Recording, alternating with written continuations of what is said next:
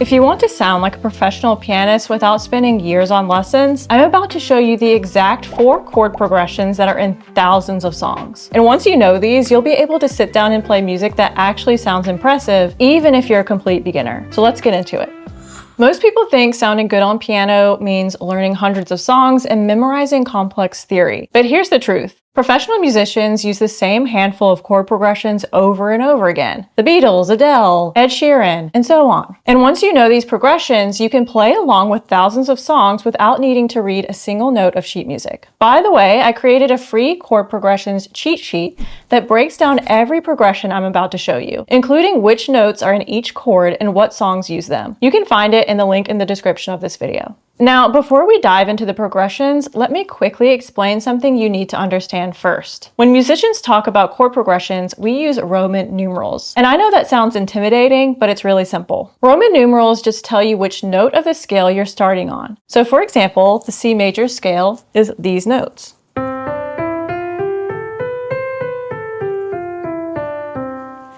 And when we're playing in the key of C major, that means we're just using those notes in the C major scale. The Roman numerals are saying that the 1 chord in C major is C. The 2 chord is D. The 3 chord is E. The 4 chord is F, and so on. 5 is G, and so on and so on. So when you see these Roman numerals and it says 1 and we're in the key of C major, we would play the C major chord. If you see a Roman numeral 4, we would play the F major chord because that's 1, 2, 3, 4 notes up from C. The 5 chord is G, and so on.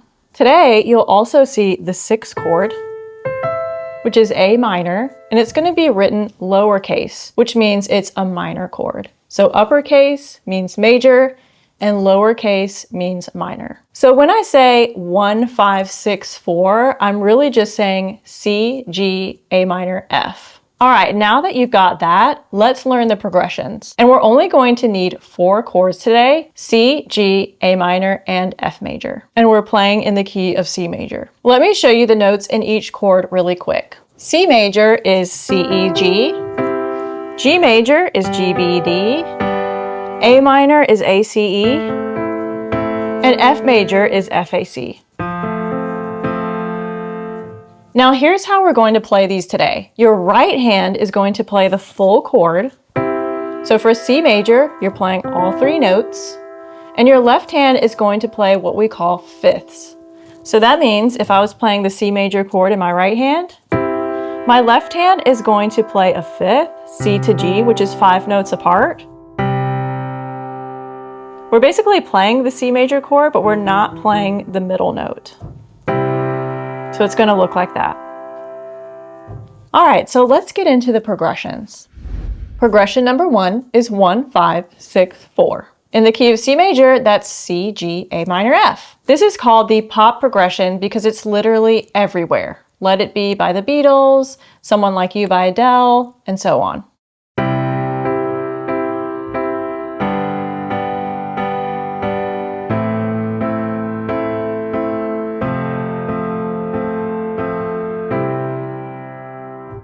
Do you hear how familiar that sounds? That's because your brain has heard this progression 1,000 times. Now, I made a backing track for this progression, and I want you to play along with me. So pause the video and get your hands in position, and let's do this together. Are you ready?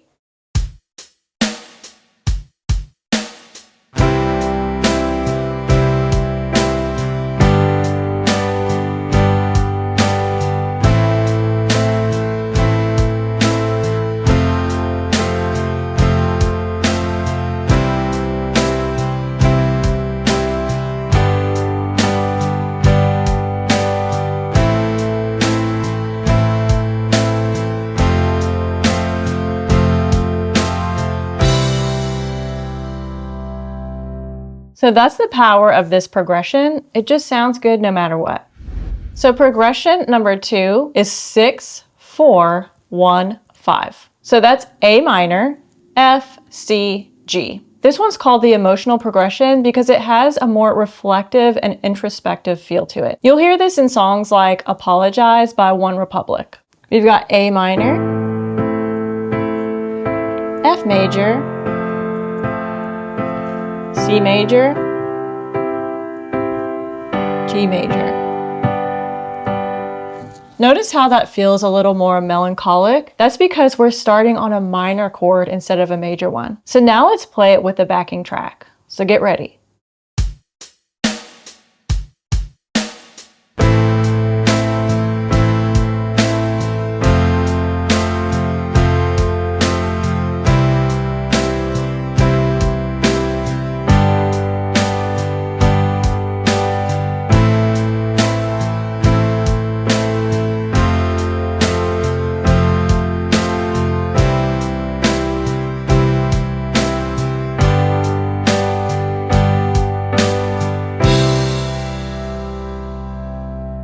Beautiful, right? Same 4 chords as the first progression, just in a different order, and it completely changes the mood. Progression number 3 is 1, 6, 4, 5. That's C, A minor, F, G. This is what I call the classic progression. You'll hear this in older songs like Stand By Me.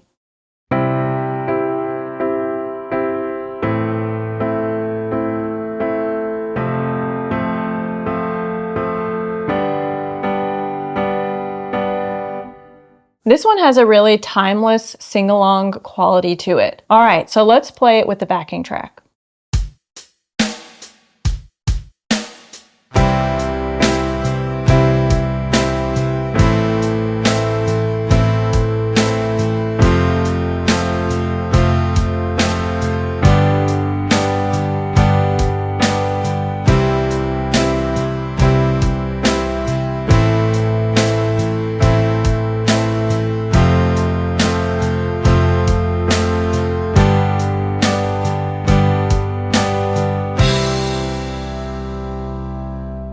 All right, and just like that, you're sounding like a pro. If you're loving this and you want a quick reference guide to keep practicing, don't forget to grab my free chord progressions cheat sheet. It's got all 4 progressions, the notes in each chord, and song examples so you can keep learning. Just find it in the link in the description of this video.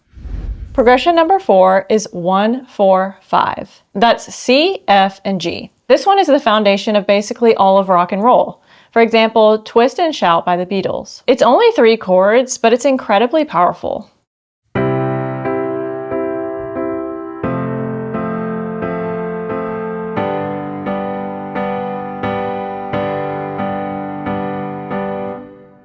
So now let's try it with the backing track.